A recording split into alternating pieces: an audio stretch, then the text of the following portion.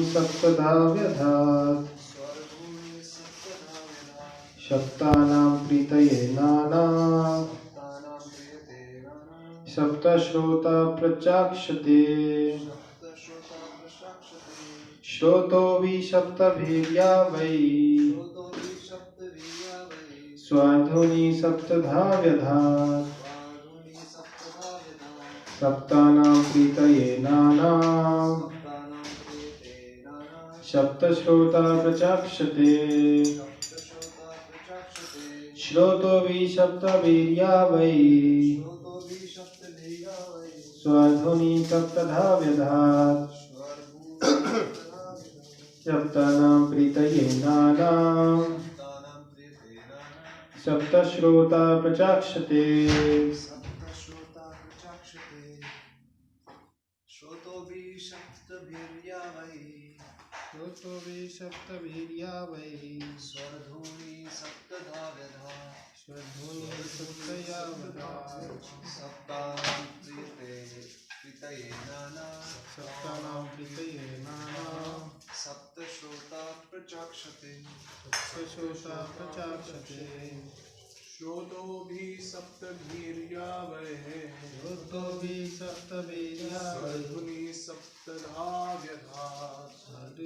सप्तधा व्यधात् सप्तानां प्रीतये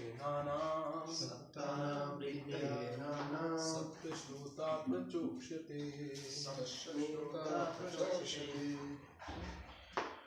श्रोतो भी by currents, Saptavi by 7 divisions, Ya the river, Vai certainly, Swardhuni the sacred Ganges, Saptadha 7 branches, Vyadha created, Saptanam of the 7, Pritaye for the satisfaction of, Nana various, Shaptashrota 7 sources, Prachakshate known by name.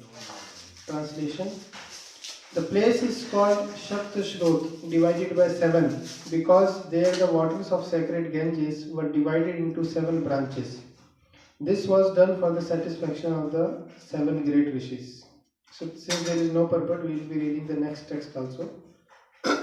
Text number 53. स्नात्वानुशावनां तस्मिन् हुत्वा चाग्निं यथा विधि अभक्ष उपशान्तात्मा स आस्ते विगतैषणा. Translation and Prabhupada's Divine Grace is Bhaktivedanta Swami Srila Prabhupada Ki Jai. Translation: On the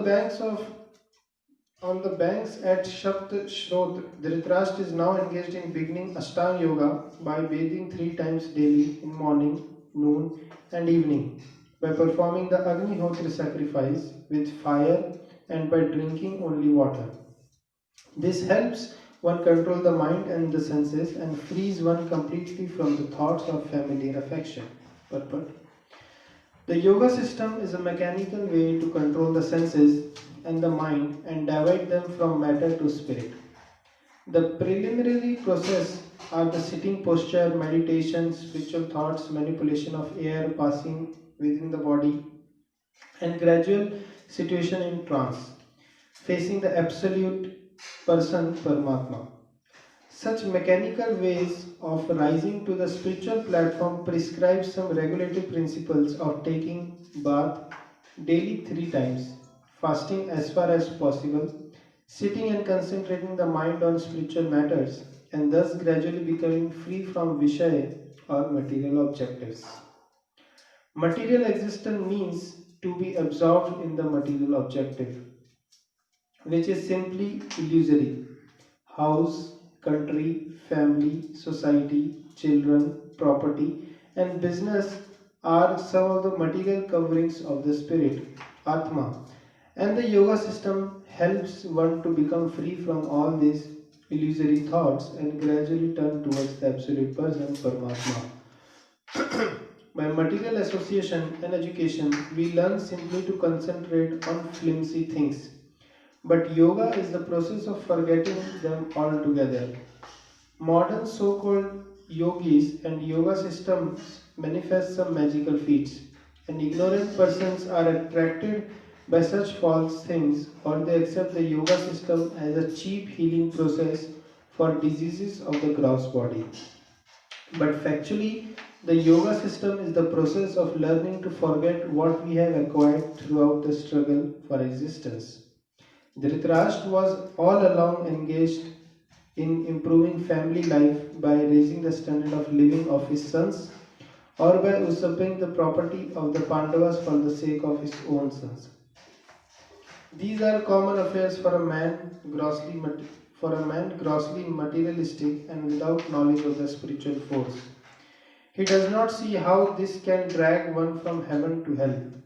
By the grace of his younger brother Vidura, Dhritarashtra was enlightened and could see his grossly illusory engagements, and by such enlightenment he was able to leave home for spiritual realization. Sri Narad Dev was just foretelling the way of his spiritual progress in a place which was sanctified by the flow of the celestial Ganges. Drinking water only without solid food is also considered fasting. This is necessary for advancement of spiritual knowledge. A foolish man wants to be a cheap yogi without observing the regulative principles. A man who has no control over the tongue at first can hardly become a yogi. Yogi and bhogi are two opposite terms. The bhogi or the merry man who eats and drinks cannot be a yogi, for a yogi is never allowed to eat and drink unrestrictedly. We may note with profit how Dhritarashtra began his yoga system by drinking water only and sitting calmly in a place with a spiritual atmosphere, deeply absorbed in the thoughts of the Lord Hari, the personality of Godhead.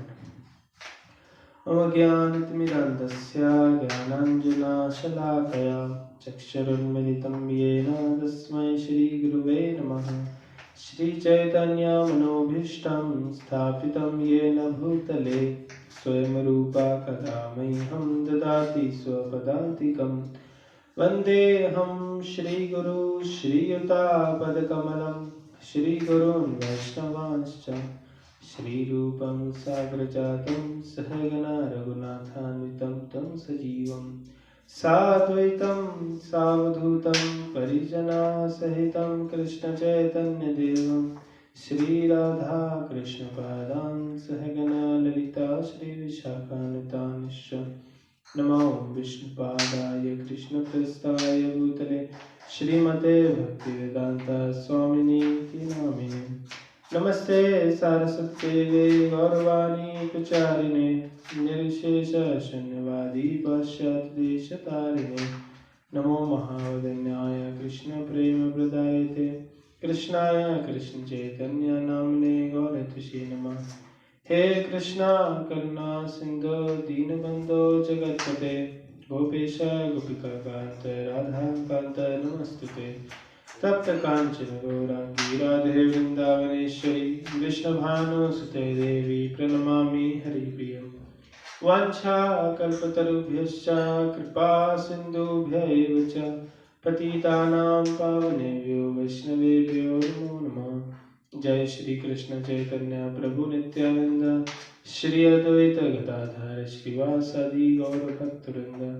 Hare Krishna Krishna Krishna Hare Hare, Hare Ram Ram Ram Hare Hare.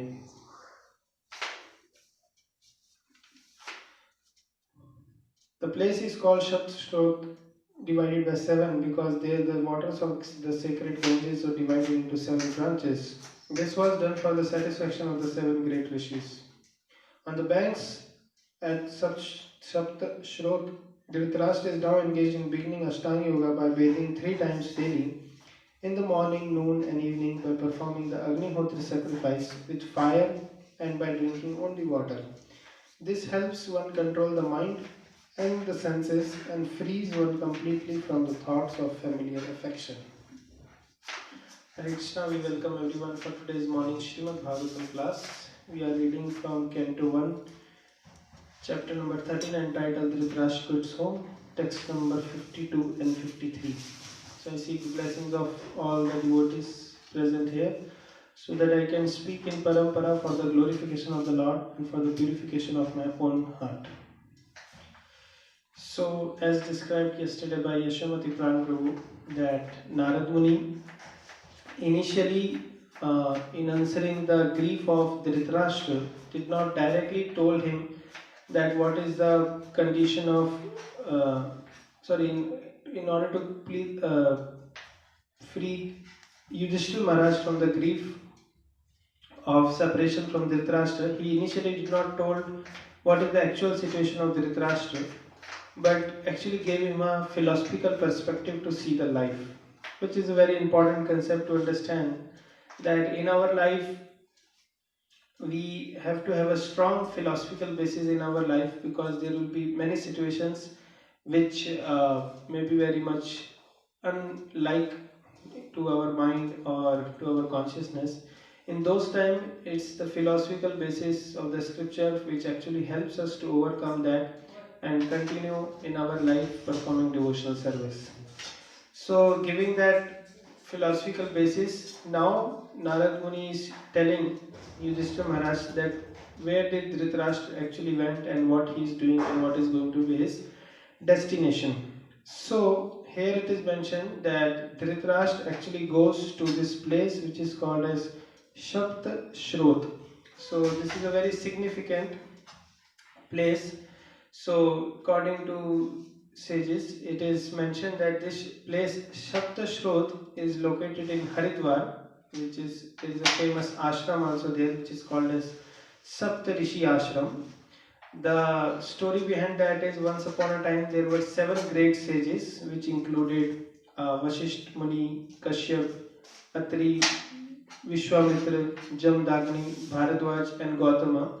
So all these 7 sages, they were doing tapasya on the bank of Ganges at this particular place, and the sound of the river, the Ganges which was flowing, that was disturbing their tapasya. So because they were getting disturbed by the sound, what they did was, because of their using their tapobal, they trapped Mother Ganges flow, because it was creating disturbance. So Mother Ganges, just to make sure that she does not disturb these 7 sages, she divided her flow into 7 parts, which became known as Shapta Shrot. So this is located in Haridwar. So this is the place where Dhritarashtra is doing his meditation, and in this shloka it is explained that what are the activities he is doing. So it is mentioned that he is bathing 3 times, morning, afternoon, evening.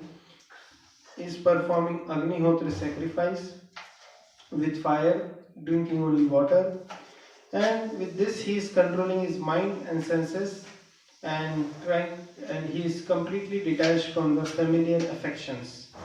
So Srila Vishwanath Chakravarti Thakur describes this particular shloka mentions that Dhritarashtra was performing Ashtanga Yoga process, and this particular shloka mentions 7 out of 8 stages of Ashtanga Yoga. So he tells that the niyamas, the first 2 stages are yam and niyam. So the niyamas which were practiced by Dhritarashtra were bathing, performing sacrifice, and taking water as food. The yam performed by Dhritarashtra were calming the mind, that is Upshantatma, and destroying attachments, that is Vigata Aishana. So this was yam and niyam. Then it describes that asana, pranayam and pratyahar are described in 3rd line, that is Shaptanam Pritaye Nana, and dharana and dhyana are described in the last line, that is Shapta Shrota Parikshate. So that is a description given by Vishwanath Chakravarti Thakur, that how he is performing the Ashtanga Yoga process. And Srila Prabhupada gives a very beautiful purport wherein he describes that what is the actual purpose of performing yoga. So nowadays people are performing yoga for keeping their health good, and they take it as a kind of more of an exercise, physical exercise. But the actual purpose of performing yoga is to free oneself from all the attachments. Atmajaya Sudagara Pashu Dravina Bandhushu. So these were the attachments which Parikshit Maharaj gave up while he was sitting on the banks of Ganges. Atma Jaya Sudagara Pashu Dravina Bandhushu. That is attachment to one's own self, one's wife, one's children, one's family, one's property, one's business, one's bank balance, one's transportation, different things. So that is the actual purpose of performing yoga, to give up one's attachment to this material world and to have darshan of the Antaryami, that is Paramatma, and have his darshan as the supreme absolute person. So that is the actual purpose of yoga. But people nowadays forgetting the actual purpose, they are using it for different purpose. Srila Prabhupada mentions a very beautiful line, the last line of the purport. He says, "We may note with profit how Dhritarashtra began his yoga system by drinking water only and sitting calmly in a place with a spiritual atmosphere, deeply absorbed in thoughts of Lord Hari and the personality of Godhead." So, here Srila Prabhupada is giving us a secret of spiritual life. What is the secret of spiritual life? To be situated in a spiritual atmosphere and to be absorbed in the thoughts of Lord Hari, the personality of Godhead. So this is the very important principle of practicing spiritual life, that is to do everything with great absorption. We know the famous story of a arrow maker. There was once an arrow maker. He was sharpening the arrow, and the shop, just near to his shop, there was a coming of a king of that particular state. So the king came, and king does not come alone. He comes with a great procession, lot of sound, and lot of security and other things. So the whole procession of king passed. That means the king, his ministers, security, procession, sound, lot of glorification of king. All these things was passing by near this arrow maker. But this arrow maker was so absorbed in sharpening the arrow that he did not heard any of the voice of procession of kings. So that is the example, that is a story, Puranic story, which shows what is the extent of absorption one can have. We also have the example of few days before, one example was given that suppose we are on a local train station where there are so many thousands of people moving here and by, so many noises and other things, but everyone is very attentive to hear the particular announcement of their particular train which is going to come in next 4 minutes, 5 minutes. So that is absorption. So absorption is a function of consciousness, and if we want to absorb ourselves, we can, but it takes extra endeavor to make that choice of absorbing ourselves in particular thing which we are doing. Now we will try to understand that definitely absorption is a function of consciousness and we should do it, but what are the obstacles which comes in doing and being absorbed? So Srila Jeev Goswami explains that if one is performing bhakti, and while performing bhakti, if he is taking association of great devotees, these two things are most powerful for advancing in Krishna consciousness. That is to perform the 9 processes of devotion, service, Shravanam, Kirtanam, Vishnu Smaranam, Padasevanam, and all the other process. And while performing this process of devotion service, one also takes association of great devotees. So if we take association of devotee and perform bhakti, that is the ultimate solution for all the problem and to go back home, back to Godhead. But he tells, even after doing all these things, if one is not feeling higher taste in bhakti, that means the reason is one, and that is offense to devotees. So he tells there are 6 characteristics. If those characteristics are present in someone, that means there is a tendency that he is committing offense. So he tells those 6 things. The first thing is crookedness. So what is the meaning of crookedness? He says, people in the present day who hear scriptures and worship the Lord guru and devotees externally, while internally not respecting them because of offenses, are crooked. So this is an example of people we see in the world that externally they will go to temple and attend, do big worship and other thing. But if you go personally to them and ask them to perform chanting, reading, hearing, they, by their talks you will understand that they don't have so much faith in all these things, and they are just doing it for the sake of doing, because it is being done by the forefathers and it is done by the society, so they do it just for the rituals. So this is called as crookedness. The example given of crookedness is Duryodhan. He was also doing many yajna and performing many rites, sacrifice, but internally he was not having faith on all these things, and he was not respecting the devotees and the Lord. The second characteristic Jiva Goswami tells is lack of faith. So he tells those without faith, those seeing the Lord and hearing the glories of the Lord, have no faith in the glories of the Lord, since they think of the Lord in an opposite way. So that is the second thing, that is lack of faith. And the example comes is again of Duryodhan, because although he was seeing the Lord personally, but because he did not have faith in the Lord, that's why his heart was not transformed. The third characteristic, which comes because of performing offenses, is failure to remain steady in worshipping the Lord. That means, in long run, if we are not steady in our practice of Krishna consciousness, the reason is performing offenses. And the example comes is of Bharat Maharaj. Because Bharat Maharaj was absorbed in material things, that means he was attached to deer, so therefore that caused him to be unsteady in his worshipping the Lord. The fourth characteristic is becoming absorbed in material objects because of offense. So it means that we have committed an offense, and as a result of that offense, our material attachment increases. So the example comes of Gajendra, because in his previous life as Indradyumna Maharaj, he offended Agastya Muni, and because of that, in next life he got attached to his family and wife and children, and therefore he went for that picnic on Trikut mountain. So that is an example of a person becoming absorbed in material object due to offenses. And the last thing he tells is, second last thing is laxity in performing devotional service. That means there is a person who knows glories of devotional service, who to some extent practices the angas of bhakti also, but even though he knows everything, but still there is some laxity in performing devotional service. So this is also because of offense.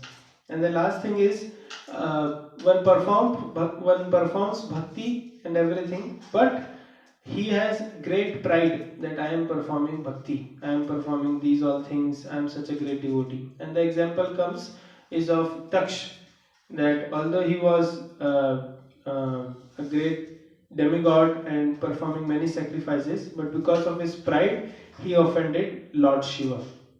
So this is the important thing which every sadhika should understand, that one of the impediments which stops us in absorbing in Krishna consciousness, which is stopping our absorption, are the offenses to devotees. Now we will try to see that what it means to absorb ourselves in what is the best way, or what is the means of absorbing ourselves in Krishna consciousness. So in bhakti, in performing devotional service, there are many ways by which we can absorb ourselves in performing devotional service, and one of the way to absorb ourselves in performing devotional service is to study Srimad Bhagavatam. Krishna swadhamupagate dharma jnana divisa kalo nashtam vishamesha punara kodunodita. So Srimad Bhagavatam tells that Krishna swadham upagate, when Krishna went to his own abode, he took with him dharma jnana, he took with him all the knowledge and dharma, the religious principle, everything was gone with him. That means everyone became very much irreligious. The age of Kali started after that.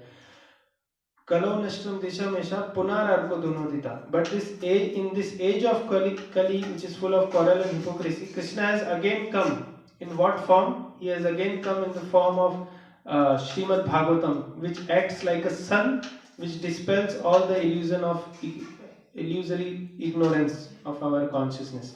So if we take shelter of Srimad Bhagavatam, study Srimad Bhagavatam regularly, then we can actually be absorbed in the thoughts of Krishna. And all our acharyas have actually done that. They have showed by their own example, and through their teachings and through their writings, they have showed that how Srimad Bhagavatam is the most essential Puran.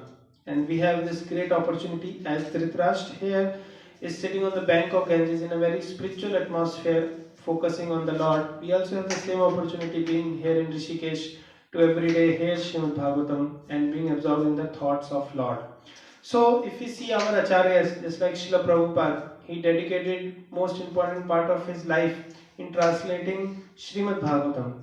Srila Bhaktisiddhanta Saraswati Thakur, he also gave a commentary on Srimad Bhagavatam. It is said that there are more than 97 commentaries on Srimad Bhagavatam.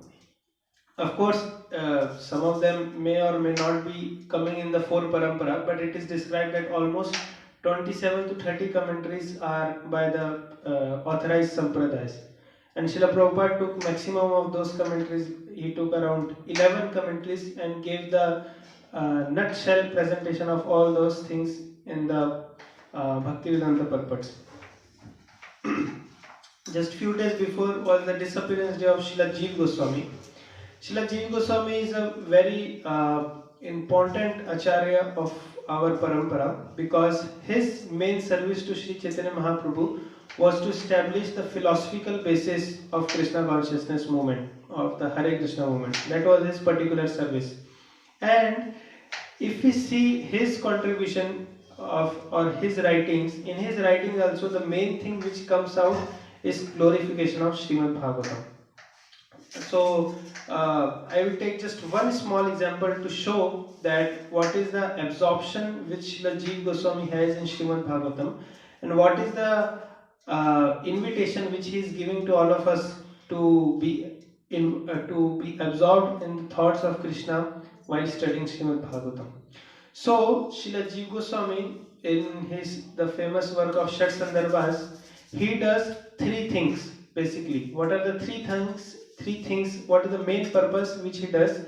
First thing, he proves that Srimad Bhagavatam is the highest praman, or is the highest scriptures to study. That is the first thing he proves, and he gives many scriptural quotation from all the famous scriptures.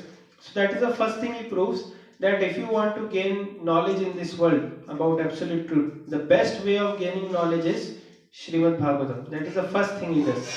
Second thing and most important thing he does is he shows that the teachings which Sri Chaitanya Mahaprabhu has given are the same teachings which are taught in Srimad Bhagavatam. So if we understand the basic teachings of Sri Chaitanya Mahaprabhu as shown by his life, his very basic teaching is Sri Krishna is the Supreme Personality of Godhead, and our aim of our life is to establish a relationship with him, and that is called bhakti. And the highest perfection of that bhakti is to follow in the footsteps of gopis of Vrindavan. So that is the basic philosophy of Sri Chaitanya Mahaprabhu.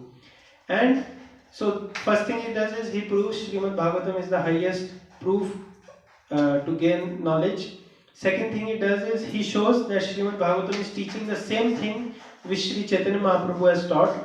So the third thing which he does is what we can say is a transitive relation. That means he says, therefore Sri Chaitanya Mahaprabhu's philosophy is the highest philosophy, because it is taught by Bhagavatam, which is the highest praman. So what I want to show an example is Sri Chaitanya Mahaprabhu taught us a very important concept, that Lord has a form. He is not impersonal, So just like we have this Pranati mantra of Srila Prabhupada, which was made by Prabhupada himself, that is the second mantra, Namaste Saraswati Devi Gauravani Pracharine Nirvishesha Shunyavadi Paschata Deshatarine. That his prime purpose of his life was to establish the personalistic concept of the Lord. That means to show that Lord is not impersonal. And we know the story of how Srila Bhaktisiddhanta Saraswati Thakur was very much pleased when when Abhay Babu wrote that famous statement, absolute is sanctioned, thou hast proved, impersonal calamity, thou hast removed. So, the main concept with Sri Chaitanya Mahaprabhu, of course, the name of Sri Chaitanya Mahaprabhu's philosophy is Achintya Bheda Ved Tattva, but one of the main principles of his philosophy is to show that Sri Krishna is a person, he is not a impersonal, light or something like that. Now, how does Srila Jeev Goswami proves this? He says very simple thing, just like if there is a person and he has a form and there is another entity which does not have a form, that means he is impersonal. So very basic difference between both of them is the entity which has form, he has ability to do something.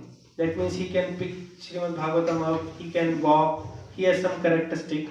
And another entity which does not have a form, he cannot walk, he cannot do anything, because as soon as you say he can do, there is a person who is able to do.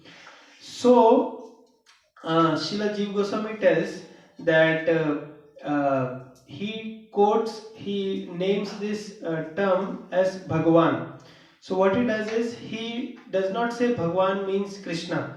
What he says is Bhagavan is an entity. He takes it as a technical entity. He does not say initially that Bhagavan means Krishna. He says Bhagavan means something who is supreme and he has some Shaktis. Shaktis means he has ability to do something. So the basic aim of is one of the sandarbhas he does is to prove that Lord or Bhagavan is a person who has many Shaktis. Because as soon as you say he has Shakti, that means he has ability to do something.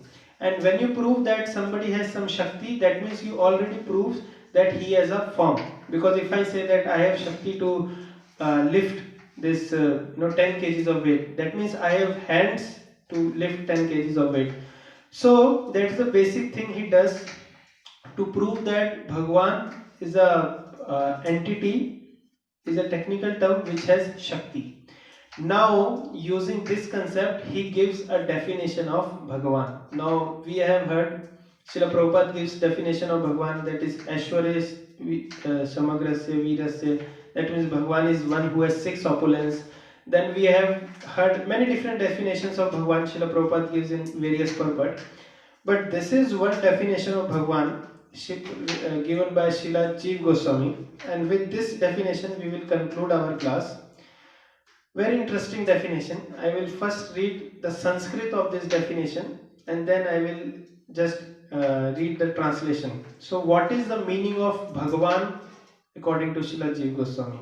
He says, Tad evam sachid anandaika rupa swarupa bhuta chintya vichitran ananta shakti yukto dharmatva eva dharmitvam nirbhedatva eva nana bhedatvam arupitva eva rupitvam vyakatva eva madhyatmatvam satyam eveti adi paraspara virudhananta guna nidhi stula sukshma vilakshana स्वप्रकाश खंड स्वस्वरूप भूत श्री विग्रह तथा भूत भगवाद आख्या मुख्यायिका विग्रह व्यंजित तद्राशन्ते विग्रह तद्रश स्वानुरूप सत्य विर्भाव लक्षण लक्ष्मी रंजित वाम अंश स्व प्रभाव विशेषकर परिछाद परिकर निज धामासु विराजमन कर स्वरूप शक्ति विलास लक्षण अद्भुत गुण लीलादि चमत्कारी आत्मरामादि गणों निज सामान्य प्रकाशंकर ब्रह्म तत्व निज सैका जीवम जीवाख्य तष्ट शक्तिर अनंत प्रपंच व्यंजित स्वभाष शक्ति गुणों भगवान इति. This is Bhagavan. So what is the translation? I will read the translation. While hearing the translation, we will just focus or we will try to see that how he is telling that Bhagavan is a person who has lot of Shaktis. So the translation is, he who is the very form of existence, consciousness and bliss, who possesses inconceivable, multifarious and unlimited energies that are of his own nature, who is the ocean of unlimited, mutually contradictory qualities, such that in him both the attribute and possessor of the attributes, the lack of differences and variety of differences, formlessness and form, pervasiveness and centrality, all are true, whose beautiful form is distinct from both gross and subtle entities, self-luminous and consisting entirely of his own nature, who has unlimited such forms that are manifested by his chief form called Bhagavan, whose left side is beautified by Lakshmi, the manifestation of his personal energy, suitable to his own form, who resides in his own abode along with his associates who are furnished with a form that is a special manifestation of his own splendor,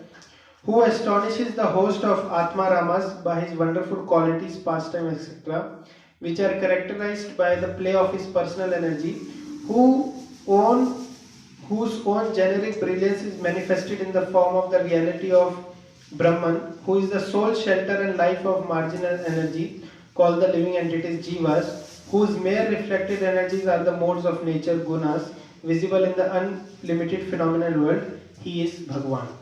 So this is a big definition of Bhagwan, but what if you see the translation given by Srila Prabhupada of this word Bhagwan, he translates Bhagwan as the Supreme Personality of Godhead. So in essence, he is giving the essence of this whole definition. That means Bhagwan is someone who is supreme, who is personality, that means he has a form.